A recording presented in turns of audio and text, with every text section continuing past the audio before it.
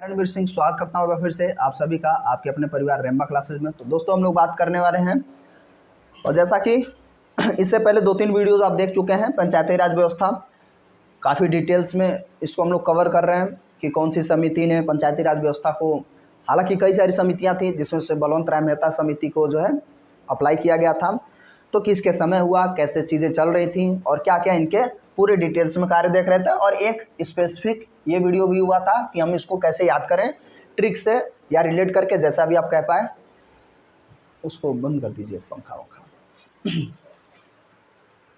तो ये चल रहा था, उसके बाद फिर अब ये कंप्लीट हो गया, इसको आप जा करके देख सकते हैं, वीडियो ऑलरेडी अपलोड है। अब उसके बाद हम थोड़ा सा और डिटेल्स में आज इसको हम लोग ख़त्म कर लेंगे और इससे संबंधित क्यूज भी किसी दिन कंप्लीट करेंगे, ठीक है ना। तो ध्यानपूर्वक देखते रहिए, कुछ ज़्यादा डिटेल्स में ही है और इससे नुकसान कुछ नहीं है, लाभ ही है, क्योंकि एग्ज़ाम का जो पैटर्न है बहुत तेज़ी से बदल रहा है। किसी भी सब्जेक्ट के मामले में उसमें जीएस भी शामिल होती है, तो अब डीप क्वेश्चन पूछ रहा है, चाहे मैथ्स हो, रीजनिंग हो, उसमें भी डीप जा रहा है, तो इसमें भी जा रहा है। पंचायतों का हम कार्य के बारे में चर्चा कर रहे हैं, कार्यों से क्वेश्चन पूछता है, उसमें से लिखा होता है क्वेश्चन में कि निम्न में से पंचायतों का कार्य नहीं है ना, 3 कार्य देगा, 1 नहीं देगा। तो हम देख लेते हैं क्या क्या महत्वपूर्ण कार्य हैं। तो देखिए, सबसे पहले कृषि व भूमि विकास कार्य को वो क्या करेगा, क्रियान्वित करेगा, कौन, पंचायत, यानी कि ग्राम प्रधान हम कह सकते हैं, जो मुखिया होता है। चिकित्सा व स्वास्थ्य की रक्षा की भी व्यवस्था करनी है किसको, ग्राम प्रधान को या पंचायत को। उसके बाद सड़कें नालियों को बनवाना तथा पेयजल की व्यवस्था करना भी किसके अंतर्गत आता है, पंचायतों के अंतर्गत, है ना। महिला और बाल कल्याण से जुड़े कार्यों का भी प्रबंधन करेगा ग्राम प्रधान। ग्रामीण विकास व लोक व्यवस्था में सरकार को सहायता प्रदान करना, मतलब कभी भी आप देखेंगे ना, कोई भी चीज़ होती है तो ग्राम प्रधान से पूछा जाता है कि यहाँ आपके क्षेत्र के हैं, तो क्या वास्तव में इनकी स्थिति ऐसी है। तो वही चीज़ है कि लोक कल्याण या उसके विकास में सरकारों को सहायता प्रदान करेगा, ठीक है ना, पंचायतें। सार्वजनिक वितरण प्रणाली को उत्कृष्ट करना, आगे बढ़ाना, लघु और कुटीर उद्योग को विकास करना तथा रोजगारोन्मुख तकनीकी प्रशिक्षण व व्यावसायिक शिक्षा का भी प्रबंधन करने का अधिकार किसके पास होता है, या कार्य किसके पास है, पंचायतों के पास, यानी कि ग्राम प्रधान के पास। वो पता ही नहीं होता कि अच्छा ये भी करवाना है ना। इसके तहत भी सब्सिडी मिलती है, कराना चाहिए, है ना। लोगों को काउंसलिंग तो होता नहीं है, बैठकें ही नहीं होती हैं। और ये कहा गया है कि पंचायतों में मिनिमम कितनी बैठक होनी चाहिए एक वर्ष में, मिनिमम 2 बैठक होनी चाहिए। पहले वीडियोस में आप लोग देखे थे पहले क्लास में, ठीक है। क्वेश्चन ये पूछता है इस तरीके से। उसके बाद प्राकृतिक आपदाओं के समय मानवीय सहायता भी करने की जो दायित्व है या कार्य है वो पंचायतों को होता है। मानवीय सहायता मतलब अभी जैसे कोविड था, तो कोविड में क्या था, और बहुत तेजी से क्या बोलते हैं उसमें स्प्रे हो रहा था ना, कुछ कीटनाशक या कुछ इस तरीके से। उसके बाद आप देखेंगे कुछ चीज़ें आती हैं, जैसे कई बार बाढ़ पीड़ित लोग होते हैं, तो गवर्नमेंट से उनके लिए अनाज या खाद्यान्न कुछ उपलब्ध कराया जाता है, तो उसको डिस्ट्रीब्यूट कराना, यानी कि बंटवाना, उसका सब रख रखाव, बाकी सारी चीज़ें ग्राम प्रधान के अंतर्गत ही होता है। सड़कों के किनारे पौधारोपण व मनोरंजन के साधनों का प्रबंधन करना। मनोरंजन के साधन आप लोगों के पास है, खेलने वेलने का जगह सरकार से नहीं है ना। तो ये जो है ग्राम प्रधान का ही काम है, समझ रहे ना। उसके यहाँ देखिए, हाँ, उसके यहाँ कराया जा रहा है, तो ये सब होता है, अवेयर होना भी तो चाहिए। अब हम बात करेंगे ग्राम पंचायत की निधि या कोष, है ना। तो कोष या निधि बनाएगी ग्राम पंचायतें। प्रत्येक ग्राम पंचायतों के लिए एक कोष होता है जो पंचायतों के आय व्यय का लेखा जोखा रखता है। इसका संचालन ग्राम प्रधान तथा पंचायत विकास अधिकारी करता है ना। वीडियो, ठीक है, इन दोनों के माध्यम से होता है, विलेज डेवलपमेंट ऑफिसर या आमतौर पे ये।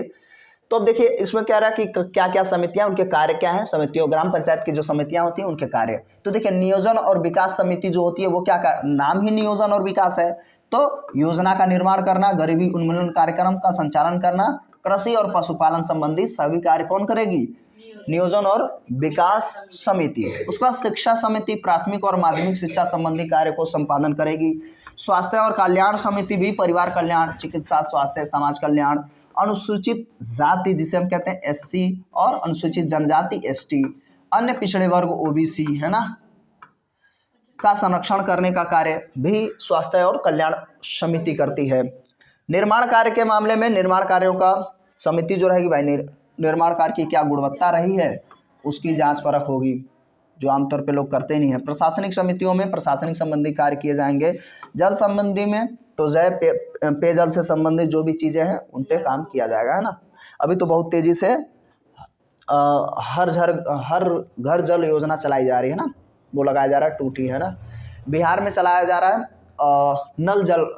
कल जल परियोजना, हाँ इस तरीके से नल कल जल कुछ करके है।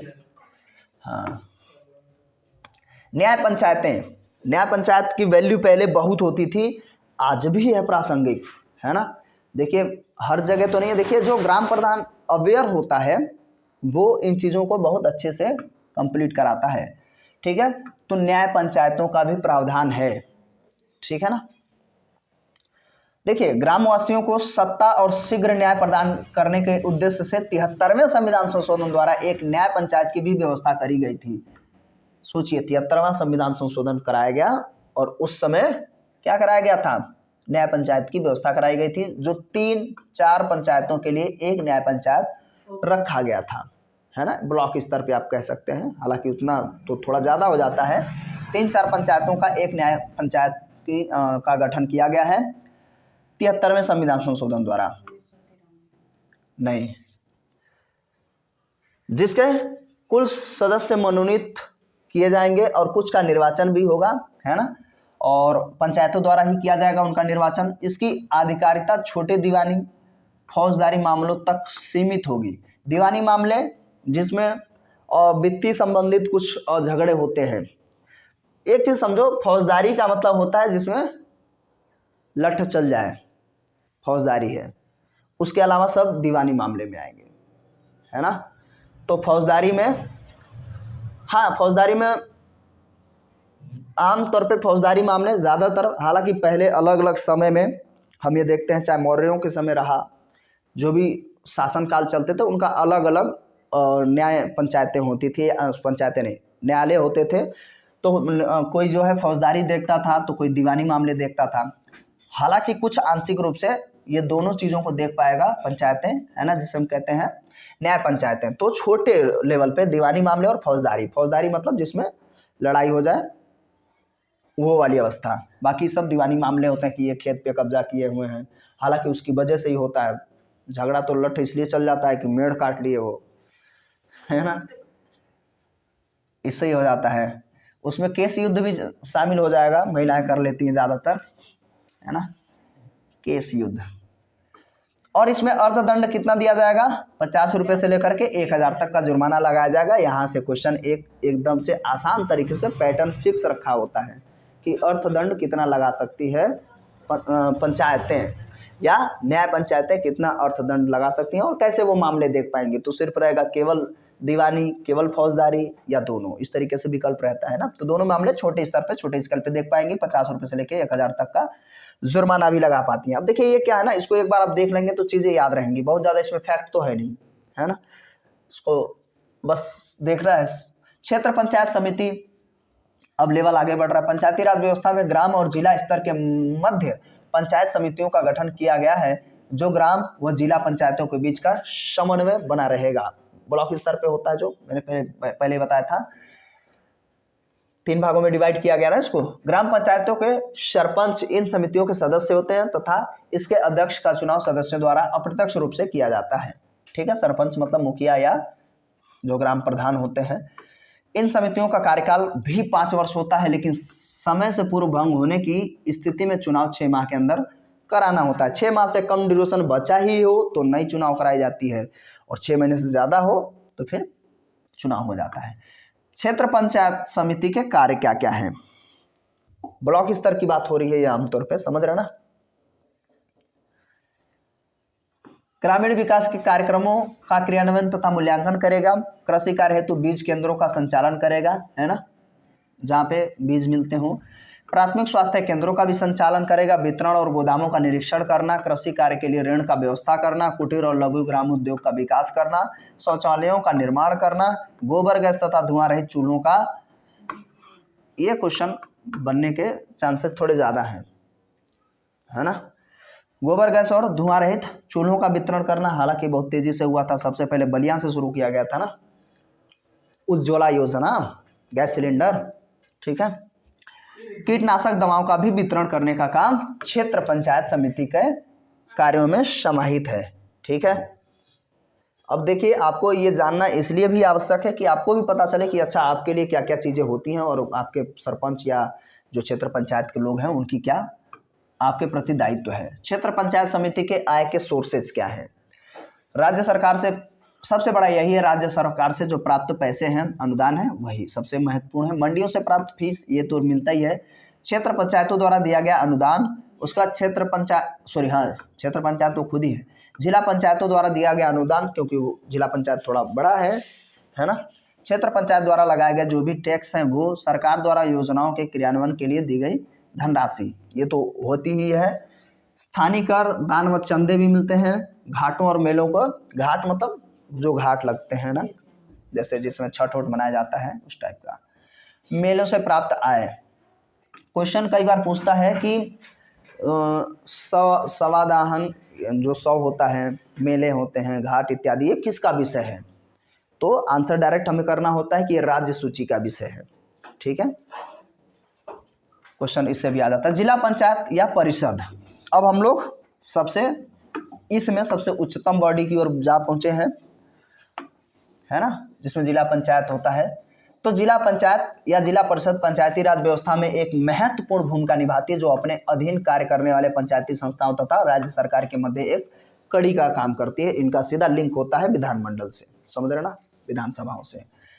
खंड स्तर की पंचायतों के प्रमुख जिला पंचायत के सदस्य होते हैं, समझ रहे ना। जो खंड स्तर का जो पंचायत का जो मुखिया होता है, जैसे जिला पंचायत, तो जिला पंचायत के सदस्य इसमें होते हैं तथा अध्यक्ष का चुनाव इन्हीं सदस्यों द्वारा किया जाता है। बीडीसी चुनाव लड़ा जाता है ना, जिला पंचायत, फिर अध्यक्ष बन जाते हैं, पहले सदस्य रहते हैं और फिर अध्यक्ष बन जाते हैं, उसी में से कोई एक बना दिया जाता है। और इसके साथ साथ, हालांकि ये पहले भी पढ़े थे, तथा सांसद, विधायक, जो लोकसभा और विधानमंडल दोनों जगह पर हो जाएंगे। देखिए, आमतौर पर सांसद हमेशा लोकसभा में होता है और विधायक विधानमंडल में, मतलब विधायक राज्यों में ही तो होता है, और जो सांसद होते हैं वो केंद्र सरकार यानी कि लोकसभा के लिए चुने जाते हैं, ठीक है। इस परिषद के सदस्य होते हैं। जिला परिषद का कार्यकाल 5 वर्ष का होता है और इसे समय से पहले भी भंग करके इसे 6 महीने के अंदर कराया जा सकता है। ज़्यादा गर्मी लग रही है, चला लो, थोड़ा सो रहेगा। अब जिला पंचायत के हम कार्य देखते हैं, समझ पा रहे हैं ना क्या चल रहा है। अब हम लोग उच्चतम की ओर जा पहुंचे। अब इसके बाद विधायक, सांसद जो है वो चीज़ें विधानमंडल और विधानसभा की चीज़ें शुरू हो जाती हैं। अब जिला पंचायत के कार्य को देख लेते हैं। तो जिले के सभी ग्राम पंचायत तथा पंचायत समितियों के बीच ये समन्वय स्थापित रखेगा, है ना, दोनों के बीच अपना एक संबंध बनाए रखेगा। उसके बाद जो है राज्य सरकार द्वारा दिए गए अनुदान को पंचायत समितियों में वितरित करेगा। ध्यान दीजिए, राज्य सरकार द्वारा दिए जो भी पैसे दिए जाते हैं, फंड दिया जाता है, उसका वितरण ये करेगा पंचायत समितियों में, है ना। बजट का पर्यवेक्षण भी करेगा। पर्यवेक्षक क्या होता है, वो जांच परख करता है कि सब कुछ सही चल रहा है कि नहीं, है ना, निरीक्षण करता है, पर्यवेक्षक होता है, ठीक है। कृषि विकास के लिए कार्य करेगा। आर्थिक व सामाजिक विकास के कार्य करेगा। ग्राम नियोजन, जन स्वास्थ्य तथा शिक्षा व्यवस्था के लिए कार्य करेगा। प्राकृतिक आपदाओं वाले क्षेत्रों के लिए विशेष कार्यक्रम बनाएगा जिला परिषद या जिला पंचायत। जिला पंचायत के आय के सोर्सेस क्या हैं। केंद्र व राज्य सरकार द्वारा दिया गया अनुदान ये होता ही है, जिसे ग्रांट मिलता है। जिला पंचायत द्वारा क्षेत्रीय पंचायतों से वसूली गई जो धनराशि होगी, राजस्व के रूप में जो भी प्राप्त राशियाँ होती है वो अखिल भारतीय संस्थाओं द्वारा दिया गया अनुदान और प्रशासनिक ट्रस्टों से प्राप्त आय, ये कुछ इसके आय के सोर्सेज हैं। अब हम लोग लगभग ये हो गया है ख़त्म। अब हम आ गए हैं ई पंचायत। तेज़ी से चल रहा है काम आजकल, ई पंचायत चल रही है, मतलब डिजिटल मामले में। तो सरकार ने सभी पंचायतों को सक्षम बनाने के लिए ई पंचायत मिशन मोड परियोजना का शुभारंभ किया हुआ है, जिससे पंचायतों में पारदर्शिता, सूचनाओं का आदान प्रदान, सेवाओं का कुशल वितरण तथा पंचायतों के प्रबंधन से गुणवत्ता तथा पारदर्शिता से सुनिश्चित किया जा सकेगा। क्वेश्चन सिर्फ यही पूछ लेगा ई पंचायत किससे संबंधित है, ठीक है ना। ई पंचायत किससे संबंधित है, तो हमें पता है कि पारदर्शिता लाना है, सबका समन्वय स्थापित करना है, समझ रहे ना। तो गुणवत्ता, पारदर्शिता, ये सब ई पंचायत के लिए किया गया। ई पंचायत मिशन मोड प्रोजेक्ट के अधीन 11 कोर आम सॉफ्टवेयर की योजना है। ये लाइन ध्यान से समझिए और यहाँ से क्वेश्चन बनेगा, समझ रहे ना। ई पंचायत मिशन मोड प्रोजेक्ट के अधीन 11 कोर आम सॉफ्टवेयर की एक योजना है, जिसके अनुप्रयोगों में PRIA शॉर्ट्स प्लान प्लस, राष्ट्रीय पंचायत पोर्टल तथा स्थानीय शासन वितरणिका और इसके अलावा 6 अन्य अनुप्रयोग हैं। बात समझ में आ रही ना।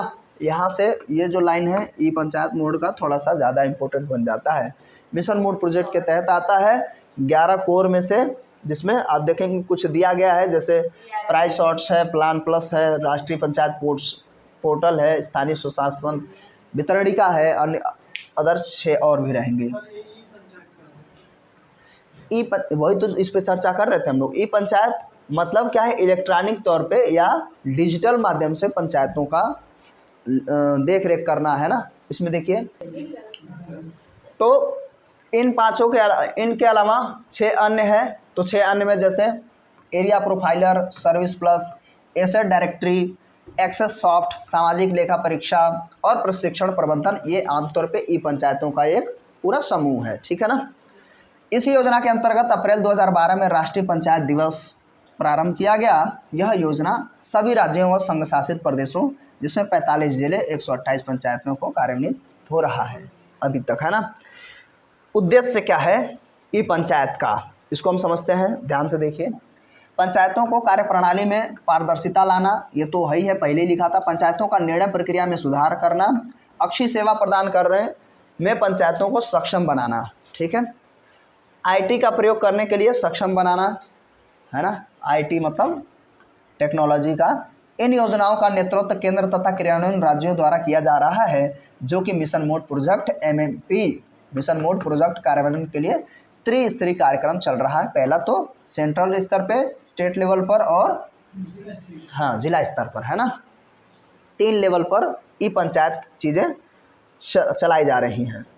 अभी इसको देख लेते हैं, क्रियान्वयन किस तरीके से इसको अप्लाई किया जाता है। तो ई पंचायत मिशन मोड का क्रियान्वयन राष्ट्रीय पंचायती राज मंत्रालय द्वारा किया जाता है। ये क्वेश्चन एक यहाँ से बन रहा है कि ई पंचायत को क्रियान्वयन करने वाला संस्थान कौन सा है, तो राष्ट्रीय लेवल पर पंचायती राज मंत्रालय, है ना, राष्ट्रीय पंचायती राज मंत्रालय द्वारा, ठीक है ना। कह रहा है इसमें कार्यक्रमों को, योजनाओं का निर्माण, निरीक्षण, कार्यान्वयन, बजटिंग और लेखा तथा सामाजिक लेखांकन भी किया जाता है। सूचना प्रौद्योगिकी आधारभूत संरचना के विस्तार के साथ मनरेगा, है ना, पहले नरेगा होता था, बाद में महात्मा गांधी जोड़ दिया गया तो मनरेगा हो गया, है ना। पिछड़ा क्षेत्र अनुदान कोष तथा राष्ट्रीय ग्राम स्वरोजगार को ई पंचायत मिशन मोड प्रोजेक्ट से जोड़ा गया है। ये क्वेश्चन ध्यान रखेंगे, किसको किसको जोड़ दिया गया है ई पंचायत मिशन मोड में।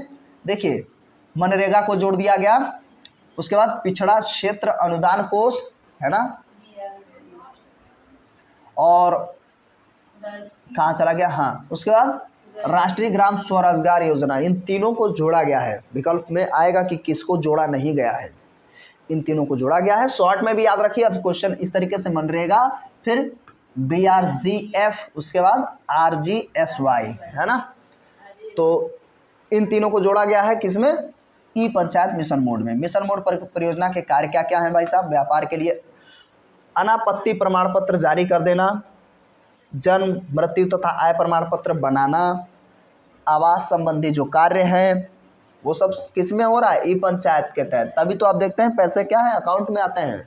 इसीलिए जन धन खाते खोले गए थे खूब, और फिर भी लोग जो है पैसे निकाल के दे देते हाथों में कि ले लीजिए साहब 20,000, 30,000, 1,20,000 में से। पंचायतों के आंतरिक कार्यों का निर्वाह तथा कार्य सूची भी तैयार करता है। ई पंचायत द्वारा प्रदान की गई क्या क्या सुविधाएं हैं, योजनाओं का ऑनलाइन क्रियान्वयन व देखरेख, पंचायतों का लेखांकन, शिकायती निवारण तंत्र, सामाजिक जननांग की प्रोफाइल, मांग प्रबंधन प्रशिक्षण, सामान्य जिला योजना प्रारूप तैयार करना, पंचायतों के लिए विशिष्ट कोड प्रदान करना। मध्य प्रदेश तथा पंजाब में ई पंचायत समाज का गठन किया गया है। इस पंचायत समाज, ठीक है ना, हाँ ये ध्यान रखेंगे किसमें, हाँ, और ये मिशन मोड के तहत है ई पंचायत का, तो ये फिलहाल यहाँ पे समाज है। और ये चीज़ ध्यान रखेंगे आमतौर पे इन दोनों जगहों का थोड़ा सा अलग है। बाकी स्वामित्व योजना वो ई ग्राम स्वराज पोर्टल है। स्वामित्व योजना ई ग्राम स्वराज पोर्टल ये नई योजना है, नई चीज़ है, इसको हम देखते हैं। प्रधानमंत्री नरेंद्र मोदी साहब 24 अप्रैल 2020 को पंचायती राज दिवस के अवसर पर देश के ग्राम पंचायतों और ग्रामीणों को सशक्त और आत्मनिर्भर बनाने हेतु स्वामित्व योजना की घोषणा की थी, ठीक है, और जो अक्टूबर 2020 से अप्लाई हो गया था, ठीक है। 24 अप्रैल को पंचायती राज दिवस के दिन इसका उद्देश्य ग्रामीण क्षेत्रों में संपत्ति का रिकॉर्ड बनाना तथा उसका मालिकाना हक तय करना कि कौन इसका मालिक होगा। कई बार जो है अवैध कब्जा रहता है। इसी दौरान प्रधानमंत्री ने ई ग्राम स्वराज पोर्टल को भी लॉन्च किया था। तो क्वेश्चन पूछ लेगा कि कब किया गया, वर्ष दे देगा, नहीं तो डीप जाएगा तो 24 अप्रैल पूछेगा कि पंचायती राज दिवस के दिन 2020 में क्या क्या चीज़ें, स्वामित्व योजना और ई ग्राम स्वराज वाले दिन पंचायतों का विकास कार्यों का की जानकारी उपलब्ध कराएगा, ये इसके कार्य में आता है। बस अब बहुत ज़्यादा तो नहीं होना चाहिए।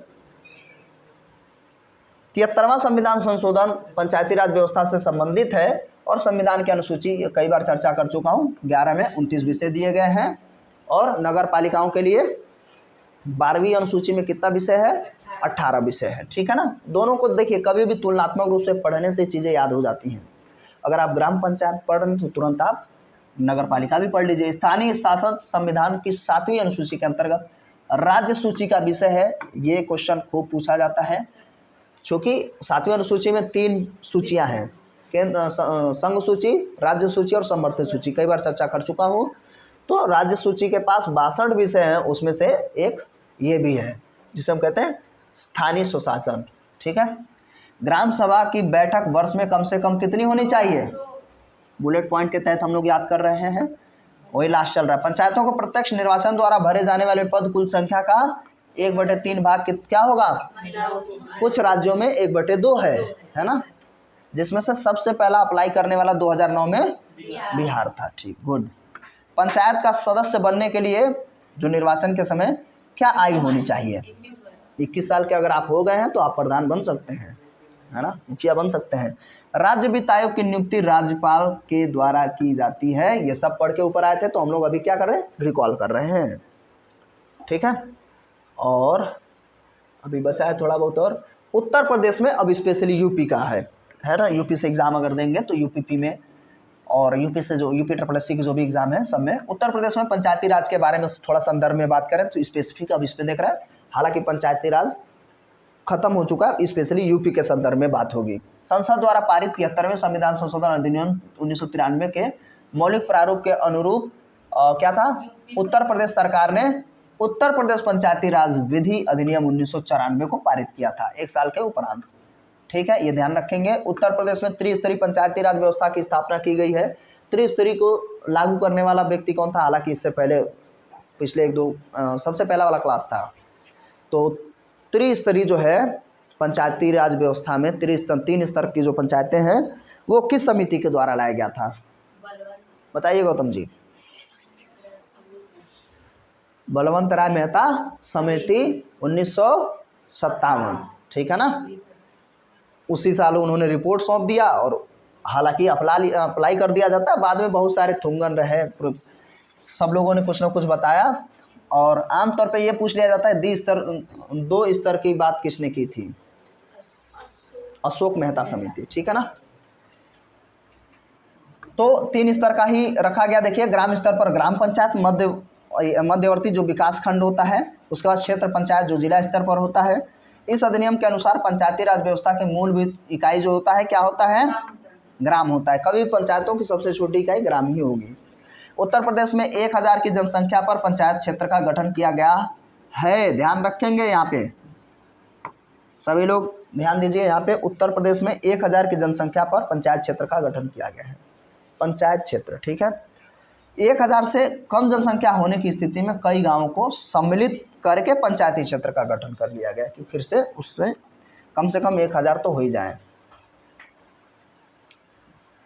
अब जो है ग्राम सभा, गांव की मतदाता सूची में शामिल कोई भी वयस्क व्यक्ति जो 18 साल पूरा कर चुका हो वो क्या होता है, सदस्य होता है। ये हम लोगों ने पहले ही चर्चा किया हुआ था। ग्राम सभा का सदस्य अपने बीच के किसी भी व्यक्ति को 5 वर्षों के लिए प्रधान निर्वाचित करता है, वोट देते हैं प्रत्यक्ष रूप से। ग्राम प्रधान को 15 दिन की पूर्व सूचना देकर के ही उपस्थित सदस्यों के 2/3 बहुमत से हम क्या कर सकते हैं, हटा सकते हैं, है ना। और इसकी चर्चा हो गई थी। देखिए पहले क्या करेंगे, पहले 50% लोग प्रतिवेदन भेजेंगे, उसके बाद जब आयोग 30 दिन के अंदर बुलाया जाएगा तो 2/3 लोग अगर बहुमत देंगे, 66% लोग, तो प्रधान को हटाया जा सकता है महाभियोग के तहत, जैसे राष्ट्रपति पर लगाया जाता है। नए प्रधान के चयन के लिए पुनः मतदान का प्रावधान होता है, परंतु शेष अवधि के लिए वही आसान सी बात है, नियुक्ति की जाती है। अगर 5 वर्ष के लिए नियुक्ति की जाती है। ध्यान रखेंगे यहाँ जो बात है वही महत्वपूर्ण है, इस चीज को समझ लीजिए। नए प्रधान के चयन के लिए पुनः मतदान होता है, परंतु वह शेष अवधि के लिए ही प्रधान नियुक्त किया जाता है, ना कि अगली बार के 5 साल के लिए। लोकसभा में ऐसा होता है। लोकसभा में होता है, मान लीजिए अगर सरकारें टूट गई, गठबंधन से कई बार बनती हैं, तो तब फिर से चुनाव होगा तो अगले 5 वर्ष के लिए होगा। लेकिन यहाँ पे पंचायतों में नहीं है। मान लीजिए कोई प्रधान 3 वर्ष तक पूरा कर चुका है, समझ रहे ना, अब नया फिर से चुना जाएगा तो 2 वर्ष तक रहेगा, ना कि वहाँ से 5, समझ रहे ना। बस ये बात थी, है आसान चीज, लेकिन जब ध्यान नहीं रहेगा तो गलत हो जाएगा। ग्राम सभा का प्रावधान, वही व्यक्ति चुना जाता है जिसकी आयु कम से कम 21 वर्ष, चर्चा हो गई थी। ग्राम पंचायतों की बात कर लें तो ग्राम पंचायतों में न्यूनतम 9 तथा अधिकतम 15 सदस्य होंगे ग्राम पंचायतों में, और 1000 की संख्या पर 9 सदस्य, और 1000 से जब अधिक होंगे और 2000 से कम रहेंगे तब 11 सदस्य, 2000 से और 3000 के बीच में रहेंगे तब 13, और जब 3000 से अधिक हो जाएंगे तब 15 सदस्य। सदस्य मतलब समझ रहे हैं, जैसे मेंबर कहते हैं, है ना, जैसे आपकी माता जी हैं उस तरीके से। ये जनसंख्या के ऊपर है। जब 1000 लोग रहेंगे तो अब हमारे यहाँ तो बहुत सारे हैं, पता नहीं कितना है, बहुत बड़ा सा है, मुझे तो ध्यान भी नहीं है। हाँ, तो 1000 जब जनसंख्या होगी तो उसमें 9 सदस्य होंगे, तो 9 से 15, ये ध्यान रखेंगे। ग्राम पंचायतों में न्यूनतम जो 9 और अधिकतम 15 सदस्य होते हैं, ध्यान रखेंगे ना, चाहे वो बड़ा हो। ग्राम पंचायत में ग्राम सभा को कार्यकारिणी समिति कहा जाता है। जो ग्राम सभा होता है उसका कार्यकारिणी मतलब वही तो काम करता है। प्रत्येक गांव को अलग अलग निर्वाचन क्षेत्र में विभाजित किया जाता है, जिसे वार्ड कहा जाता है ना। वार्ड का ही मेंबर होता है। वार्ड के सदस्यों का चयन प्रत्यक्ष निर्वाचन प्रणाली के द्वारा ही किया जाता है। प्रधान का चयन भी प्रत्यक्ष निर्वाचन प्रणाली द्वारा किया जाता है। ग्राम पंचायतों के कुल पदों में महिलाओं की संख्या भागीदारी कितनी होती है, 1/3। प्रत्येक ग्राम प्रधान में एक सरकारी कर्मचारी नियुक्त किया जाता है, जिसे ग्राम पंचायत विकास पदाधिकारी कहा जाता है। वीडियो लेवल का वीडियो होता है ना। ग्राम पंचायत की बैठक महीने में कम से कम 1 बार होनी चाहिए। यहाँ पे कह रहा ग्राम पंचायत की बैठक महीने में कम से कम 1 बार होनी चाहिए, ठीक है ना। जो इन अधिकारियों के साथ होता है वो अधिनियम के प्रावधानों के अंतर्गत ग्राम पंचायतों की 2 बैठकों के मध्य 2 माह से अधिक का अंतर बिल्कुल नहीं होना चाहिए, ठीक है ना। अधिनियम के प्रावधानों के अनुसार लाभ के पद पर बैठे व्यक्ति, जैसे सांसद हो, विधायक हो, क्षेत्र पंचायत हो, प्रमुख या उप प्रमुख हो, जिला पंचायत का अध्यक्ष या उपाध्यक्ष, या सहकारी समिति का कोई अध्यक्ष या उपाध्यक्ष हो, ग्राम पंचायत के लिए निर्वाचित नहीं हो सकता, यानी कि लाभ के पद पर आप ना हो, ठीक है ना।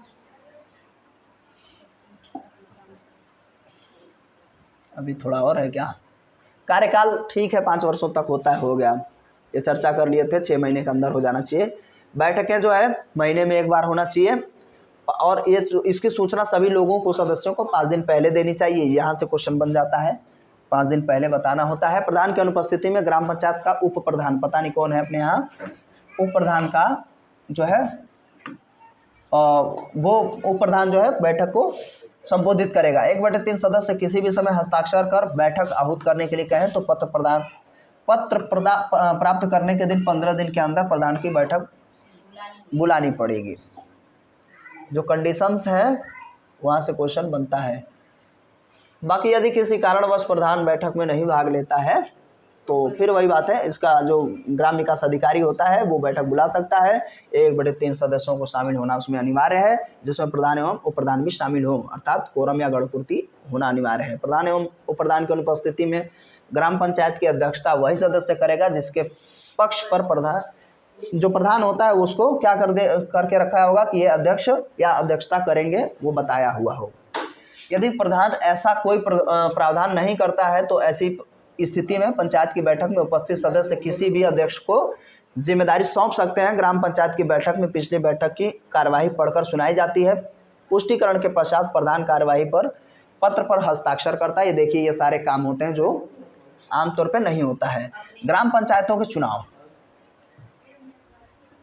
निर्वाचन राज्य चुनाव आयोग की भूमिका होती है, ये ध्यान रखेंगे। पंचायतों के निर्वाचन में राज्य चुनाव आयोग की भूमिका महत्वपूर्ण होती है। प्रधान का चुनाव ग्राम सभा के निर्वाचन सदस्य करते हैं। यदि पंचायत के सामान्य चुनाव से प्रधान का चुनाव संभव नहीं हो पाता है तो ऐसी स्थिति में क्या किया जाता है, ये पूछा जाता है। तो इस परिस्थिति में राज्य सरकार एक प्रशासनिक समिति का गठन कर सकती है। ग्राम सभा के मान लीजिए दो लोग एक साथ आ गए समान वोटिंग में, तब ऐसे में क्या होगा, सिक्का नहीं उछाला जाएगा, है ना, हेड टेल कर लिए, या ये भी तो कर लेते हैं, क्या कहते हैं उसे, सुपर ओवर, है ना, ये नहीं होगा। तो इसके लिए क्या होगा, राज्य सरकार एक प्रशासनिक समिति का गठन करेगी जो इस चीज़ को देखेंगे। ग्राम सभा के सदस्य ही उप प्रधान का चयन करते हैं। यदि किसी कारणवश उप प्रधान का चयन नहीं हो पाता है तो नियत अधिकारी किसी भी सदस्य को प्रधान बना सकती है। ग्राम पंचायत के सदस्य को लाभ पद का धारण नहीं करना चाहिए, तो जानते हैं हम लोग। और कह रहा है वो दिवालिया, पागल, नशीली दवाओं के अंतर्गत दोषी नहीं पाया गया हो। ग्राम पंचायत के सदस्य होने के लिए एक अनिवार्य है कि किसी भी व्यक्ति को नैतिक अधर्मता के साथ, वही बात है, कह रहा है कि अपराध के संलिप्त होना चाहिए और न होना चाहिए और न ही आवश्यक वस्तु अधिनियम 1955 तथा आबकारी अधिनियम के तहत दोष सिद्ध पाया गया हो। आपको आबकारी का मतलब होता है नशीले, यानी कि दारू शराब, वो आबकारी विभाग के अंतर्गत आता है। अभी कितना है, बस देख लेते हैं क्या है, अगर है तो ठीक है। अब इसको जो है नोट पॉइंट ही देख लेते हैं। ये जिला पंचायत के अधिकारी, जिला पंचायत, इसकी चर्चा ये तो ठीक है। हाँ, ये ध्यान रखेंगे, यहाँ ज़रूरी है चीज़ें, बाकी ऊपर चीज़ें बहुत ज़्यादा नहीं है, ये ध्यान रखना है आपको। जिला पंचायत में महिलाओं के लिए 50% सीटें आरक्षित हैं और ग्राम पंचायतों में 1/3, ये ध्यान रखेंगे। जिला पंचायतों की बात हो रही है। उत्तर प्रदेश प्रत्येक जिले में जिला पंचायत के गठन का प्रावधान करता है, ये तो बात है, जिले में रहेगा ही। वयस्क मताधिकार होते हैं, ये ध्यान रखना है। अधिकारी जो होते हैं, तो कह रहा सचिव जिला पंचायत का प्रमुख अधिकारी सचिव होगा और जिसकी नियुक्ति जिला पंचायत की मांग पर राज्य सरकार द्वारा किया जाएगा। ये लाइन थोड़ा सा जब गंभीर प्रश्न बनेगा तो आएगा। सचिव ही वह अधिकारी होता है जो जिला पंचायत के लिए बजट तैयार करता है तथा जिला पंचायत के सम्मुख प्रस्तुत करता है। सचिव जिला पंचायत की ओर से सरकारी अनुदान एवं अन्य आर्थिक सहायता प्राप्त करता है। जिला पंचायत के आय व्यय की अदायगी भी सचिव ही किया करता है। बाकी ठीक है। मुख्य कार्यपालिका अधिकारी भारतीय प्रशासनिक सेवा जो IAS होते हैं UPSC से, वो जिला पंचायत का मुख्य कार्यपालिका अधिकारी नियुक्त किए जाते हैं। अब हम आ गए हैं बुलेट पॉइंट में, बस इसी को देख के काम हो जाता है खत्म। हालांकि इसी को रिकॉल करते हैं इसे। उत्तर प्रदेश में 1000 की जनसंख्या पर पंचायतों का क्षेत्र गठन किया जाता है और मिनिमम 9 और मैक्सिमम 3000 से प्लस होगा तब 15, ठीक है ना। ग्राम पंचायत में न्यूनतम 9 और अधिकतम हो गया। ग्राम पंचायत की बैठक माह में 1 बार होनी चाहिए। ग्राम पंचायतों का निर्वाचन राज्य निर्वाचन आयोग द्वारा किया जाता है। उत्तर प्रदेश में जिला पंचायत में महिलाओं का सीट, तो इसी को देखने उधर गए थे, ये इधर ही था। ये इंपॉर्टेंट है, यहाँ से क्वेश्चन उठाए जाते हैं। तो ये बस यहाँ यही समाप्त हुआ और फाइनली पंचायती राज जो है ख़त्म हो गया है। और यदि आप लोग कहेंगे तो इसका पूरा क्यूज चला लिया जाएगा, है ना। क्वेश्चंस जो इसके बनते हैं उसको हम लोग हाँ टेस्ट सीरीज़ के रूप में कवर कर सकते हैं। तो कैसा लगा कमेंट करके ज़रूर बताइएगा और वीडियो अच्छा लगा हो तो प्लीज़ लाइक करिए। चलिए मिलते हैं वीडियो में, तब तक के लिए नमस्कार। जय हिंद, जय भारत।